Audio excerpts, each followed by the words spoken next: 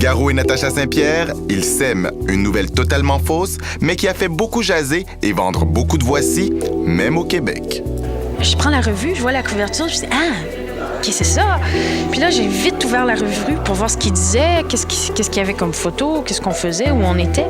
Puis finalement, je me suis dit « Mais c'est n'importe quoi! » Mais ça fait vendre. Nous nous sommes rendus chez Voici à Paris pour rencontrer Eddie Damani, le rédacteur en chef, et savoir jusqu'où il était prêt à aller pour faire un bon coup. C'est pas vrai, ça. C'est vous et c'est eux qui dites que ce n'est pas vrai. Surtout, je me suis dit « Ah!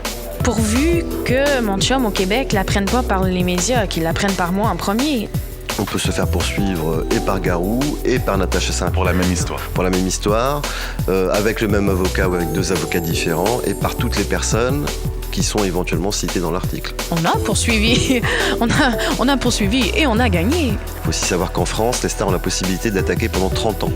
Des trucs comme ça peut pas arriver au Québec. Des photos de paparazzi, des photos volées?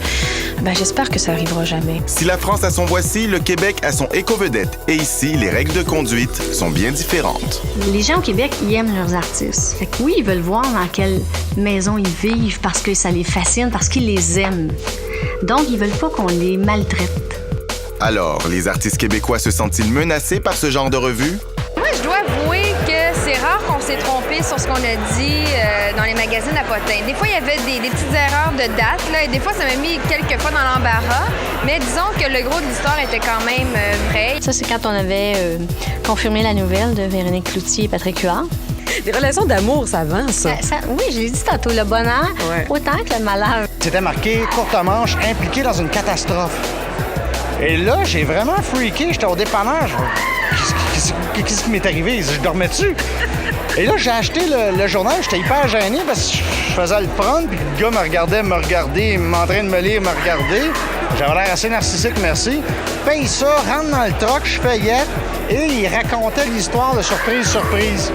Quand je m'étais fait pogner dans une maison qui était en train de se faire inonder. Je dis bon, ben voilà, ils ont réussi, ça a marché sur moi, j'imagine c'est les autres. Quand Véronique Cloutier et Louis Morissette commençaient leur relation et la photo provenait d'un enfant qui avait acheté la photo à la ronde. Vous rappelez-vous de ça, cette histoire-là? Ça, c'était quand même pas loin de la photo du paparazzi. Trouvez-vous? C'était à la limite. Ouais. Effectivement, c'était à la limite, sauf que c'était dans un lieu public. Moi, j'ai commencé à aimer ça quand je commençais à lire mes articles à moi dans l'Éco-Vedette, puis l'Allo-Vedette, puis tous ces magazines-là. Fait que là, j'ai commencé à lire à l'international, tu sais, que ça soit Paris Match ou People US. Puis là, je te jure, j'adore ça. Je trouve ça bien fun. Un des magazines à potins les plus populaires au monde est sans contredit le Star Magazine, installé à New York. Basically our newsroom, and we have editors, reporters, all working on various stories out here.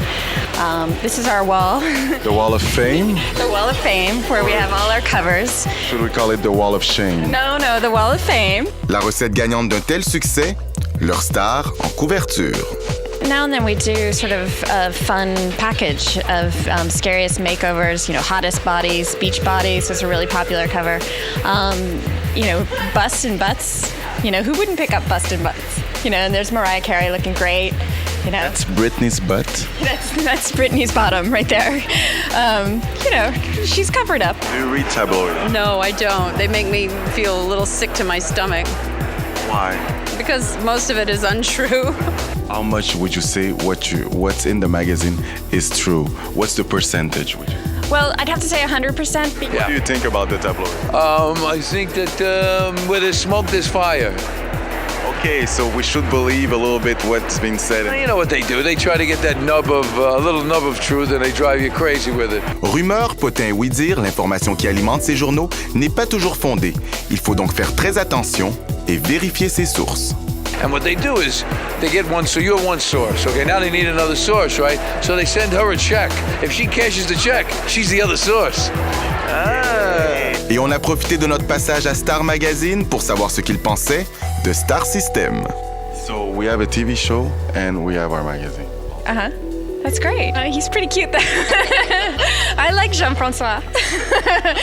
Can I meet Jean-François?